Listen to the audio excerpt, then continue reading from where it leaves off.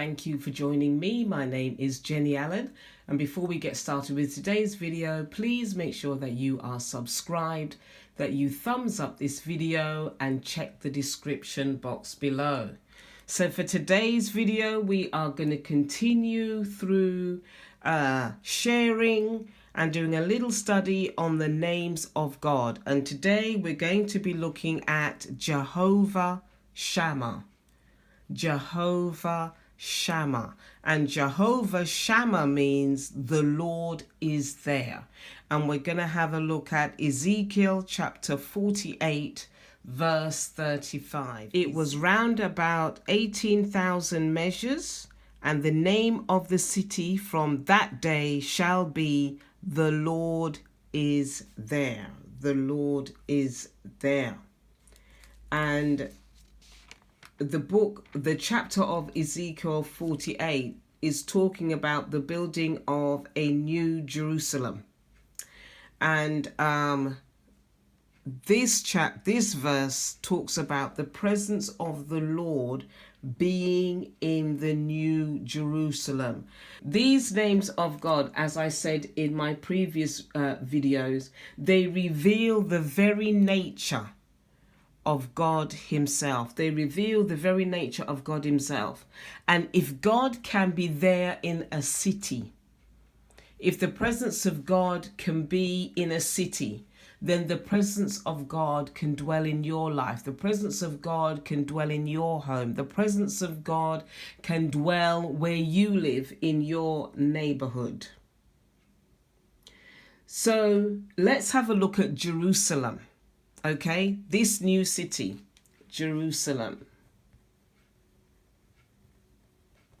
Let's have a look at what actually has taken place in this city of Jerusalem. Now, the first one, Abraham met the priest Melchizedek in Jerusalem, and that's Genesis chapter 14 verses 18 to 19.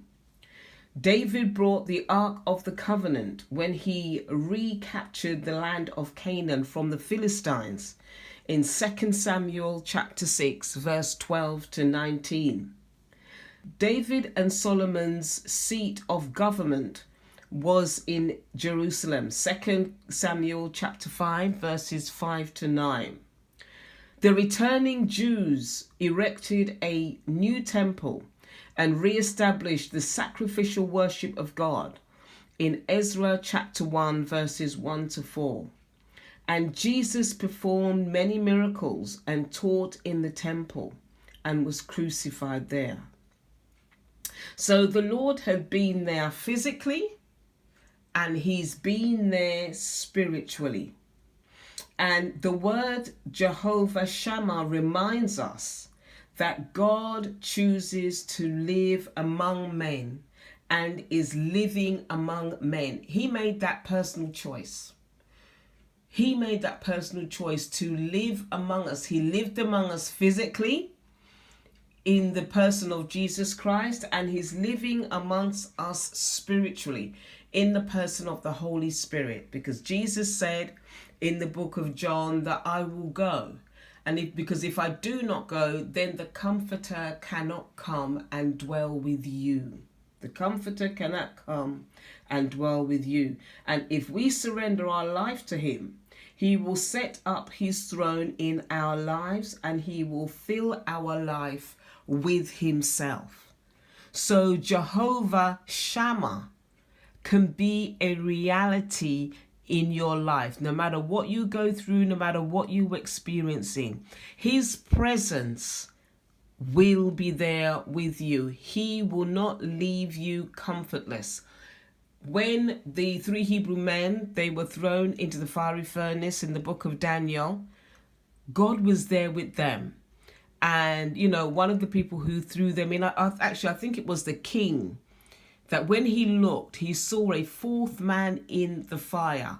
God was there. Jehovah Shammah, God was there.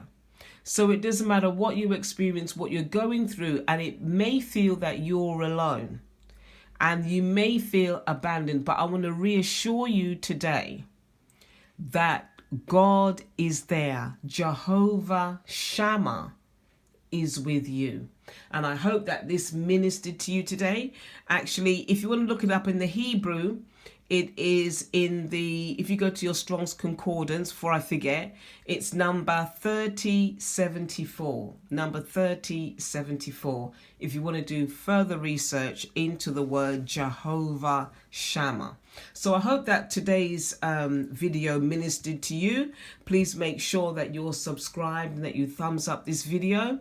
And I will see you in my next broadcast. God bless.